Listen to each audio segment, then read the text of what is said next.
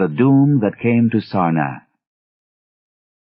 There is in the land of Manar a vast still lake that is fed by no stream, and out of which no stream flows. 10,000 years ago there stood by its shore the mighty city of Sarnath, but Sarnath stands there no more. It is told that in the immemorial years when the world was young, before ever the men of Sarnath came to the land of Manar, another city stood beside the lake, the grey stone city of Ib, which was old as the lake itself, and peopled with beings not pleasing to behold. Very odd and ugly were these beings, as indeed are most beings of a world yet inchoate and rudely fashioned.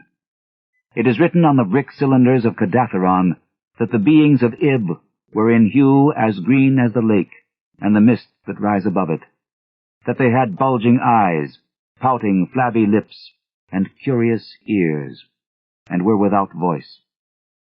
It is also written that they descended one night from the moon in a mist, they and the vast still lake and the grey stone city Ib. However this may be, it is certain that they worshipped a sea-green stone idol chiseled in the likeness of Bokrag, the great water lizard, before which they danced horribly when the moon was gibbous. And it is written in the papyrus of Ilarnek that they one day discovered fire, and thereafter kindled flames on many ceremonial occasions. But not much is written of these beings, because they lived in very ancient times, and man is young, and knows but little of the very ancient living things. After many eons, men came to the land of Manar, dark shepherd folk with their fleecy flocks, who built Thra, Ilarnek, and Kadatheron on the winding river Ai.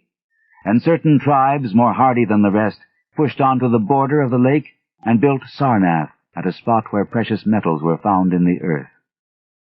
Not far from the grey city of Ib did the wandering tribes lay the first stones of Sarnath, and at the beings of Ib they marveled greatly. But with their marveling was mixed hate, for they thought it not meet that beings of such aspect should walk about the world of men at dusk. Nor did they like the strange sculptures upon the grey monoliths of Ib, for those sculptures were terrible with great antiquity. Why the beings and the sculptures lingered so late in the world, even until the coming men, none can tell, unless it was because the land of Manar is very still, and remote from most other lands, both of waking and of dream. As the men of Sarnath beheld more of the beings of Ib, their hate grew, and it was not less because they found the beings weak, and soft as jelly to the touch of stones and spears and arrows. So one day the young warriors, the slingers and the spearmen and the bowmen, marched against Ib, and slew all the inhabitants thereof, pushing the queer bodies into the lake with long spears, because they did not wish to touch them. And because they did not like the grey sculptured monoliths of Ib, they cast these also into the lake, wondering from the greatness of the labor how ever the stones were brought from afar, as they must have been, since there is naught like them in all the land of Manar, or in the lands adjacent. Thus, of the very ancient city of Ib was nothing spared, save the sea-green stone idol, chiseled in the likeness of Bokrag, the water lizard. This the young warriors took back with them to Sarnath, as a symbol of conquest over the old gods and beings of Ib, and a sign of leadership in Manar. But on the night after it was set up in the temple, a terrible thing must have happened, for weird lights were seen over the lake, and in the morning the people found the idol gone, and the high priest, Taran-Ish, lying dead, as from some fear unspeakable. And before he died, Taran-Ish had scrawled upon the altar of chrysolite, with coarse, shaky strokes, the sign of doom.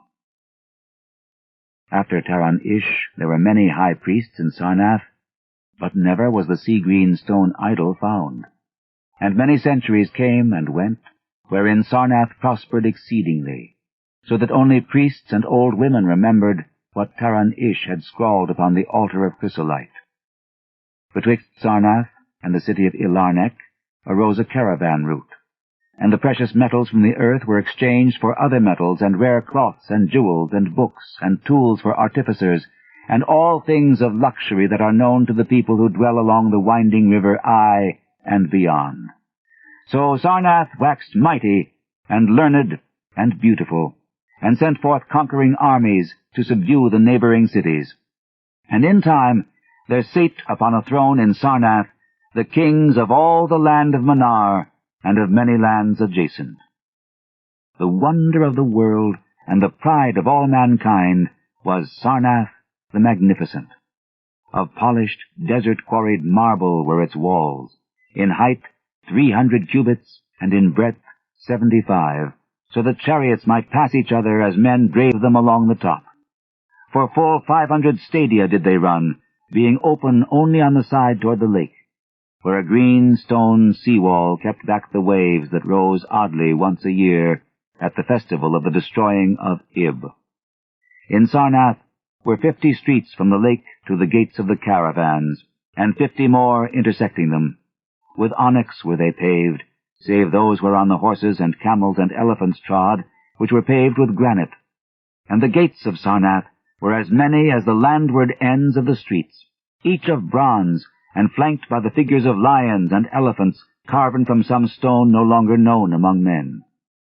The houses of Sarnath were of glazed brick and chalcedony, each having its walled garden and crystal lakelet.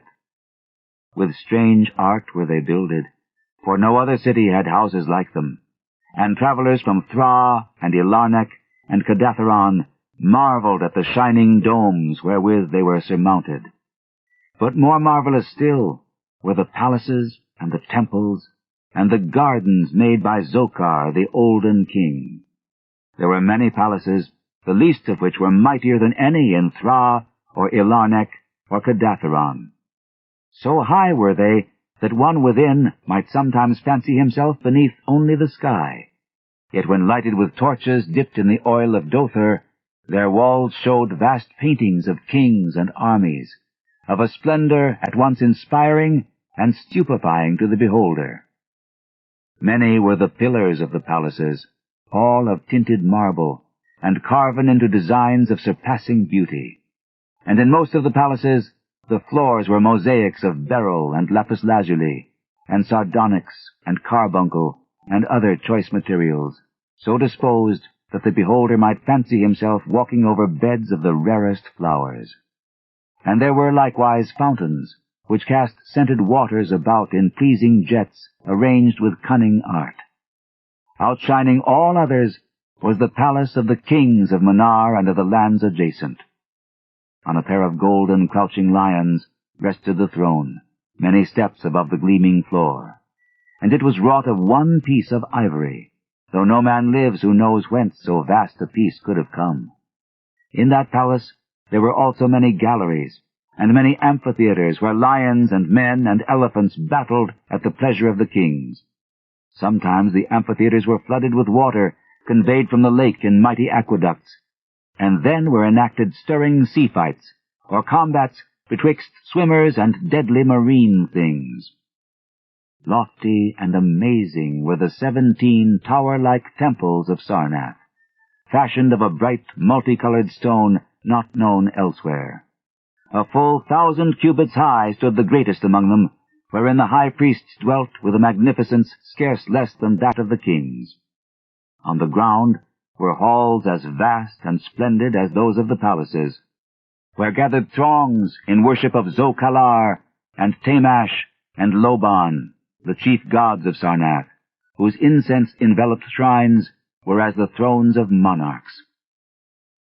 Not like the icons of other gods were those of Zokalar and Tamash and Loban, for so close to life were they that one might swear the graceful bearded gods themselves sate on the ivory thrones. And up unending steps of shining zircon was the tower chamber, where from the high priests looked out over the city and the plains and the lake by day, and at the cryptic moon and significant stars and planets, and their reflections in the lake by night. Here was done the very secret and ancient rite in detestation of Bokrug, the water lizard, and here rested the altar of chrysolite, which bore the doom scrawl of Taran-ish. Wonderful likewise were the gardens made by Zocar the olden king. In the center of Sarnath they lay, covering a great space and encircled by a high wall, and they were surmounted by a mighty dome of glass, through which shone the sun and moon and stars and planets when it was clear, and from which hung fulgent images of the sun and moon and stars and planets when it was not clear. In summer the gardens were cooled with fresh, odorous breezes, skillfully wafted by fans, and in winter they were heated with concealed fires, so that in those gardens it was always spring. There ran little streams over bright pebbles, dividing meads of green and gardens of many hues, and spanned by a multitude of bridges. Many were the waterfalls in their courses, and many were the lilied lakelets into which they expanded. Over the streams and lakelets rode white swans, whilst the music of rare birds chimed in with the melody of the waters. In ordered terraces rose the green banks, adorned here and there with bowers of vines and sweet blossoms, and seats and benches of marble and porphyry. And there were many small shrines and temples where one might rest or pray to small gods. Each year there was celebrated in Sarnath the feast of the destroying of Ib, at which time wine, song, dancing, and merriment of every kind abounded. Great honors were then paid to the shades of those who had annihilated the odd ancient beings, and the memory of those beings and of their elder gods was derided by dancers and lutanists crowned with roses from the gardens of Zocar. And the kings would look out over the lake and curse the bones of the dead that lay beneath it. At first the high priests liked not these festivals, for there had descended amongst them queer tales of how the sea-green icon had vanished, and how Taran-ish had died from fear and left a warning. And they said that from their high tower they sometimes saw lights beneath the waters of the lake. But as many years passed without calamity, even the priests laughed and cursed and joined in the orgies of the feasters. Indeed, had they not themselves in their high tower often performed the very ancient and secret rite in detestation of Bokrug, the water lizard? And 1,000 years of riches and delight passed over Sarnath, wonder of the world and pride of all mankind. Gorgeous beyond thought was the feast of the 1,000th year of the destroying of Ib. For a decade had it been talked of in the land of Manar, and as it drew nigh, there came to Sarnath on horses and camels and elephants men from Thra, Ilarnek, and Kadatheron, and all the cities of Manar and the lands beyond. Before the marble walls on the appointed night were pitched the pavilions of princes and the tents of travelers, and all the shore resounded with the songs of happy revelers. Within his banquet hall reclined Nargis-Hay, the king, drunken with ancient wine from the vaults of conquered Pnath, and surrounded by feasting nobles and hurrying slaves. There were eaten many strange delicacies at that feast: peacocks from the isles of Nariel in the middle ocean, young goats from the distant hills of Implan, heels of camels from the Benazic desert, nuts and spices from Sidathrian groves, and pearls from wave-washed Matal dissolved in the vinegar of Thra. Of sauces there were an untold number, prepared by the softest cooks in all Manar, and suited to the palate of every feaster. But most prized of all the viands were the great fishes from the lake, each of vast size, and served up on golden platters set with rubies and diamonds. Whilst the king and his nobles feasted within the palace, and viewed the crowning dish as it awaited them on golden platters, others feasted elsewhere. In the tower of the great temple the priests held revels, and in pavilions without the walls the princes of neighboring lands made merry. And it was the high priest Gnai-Ka who first saw the shadows that descended from the gibbous moon into the lake, and the damnable green mists that arose from the lake to meet the moon and to shroud in a sinister haze the towers and the domes of fated Sarnath. Thereafter, those in the towers and without the walls beheld strange lights on the water, and saw that the grey rock Acurion, which was wont to rear high above it near the shore, was almost submerged. And fear grew vaguely yet swiftly, so that the princes of Ilarnec and of far Rokal took down and folded their tents and pavilions, and departed for the river Ai, though they scarce knew the reason for their departing.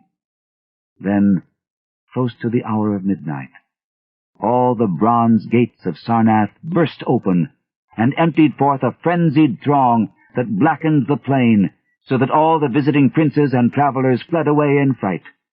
For on the faces of this throng was writ a madness born of horror unendurable, and on their tongues were words so terrible that no hearer paused for proof.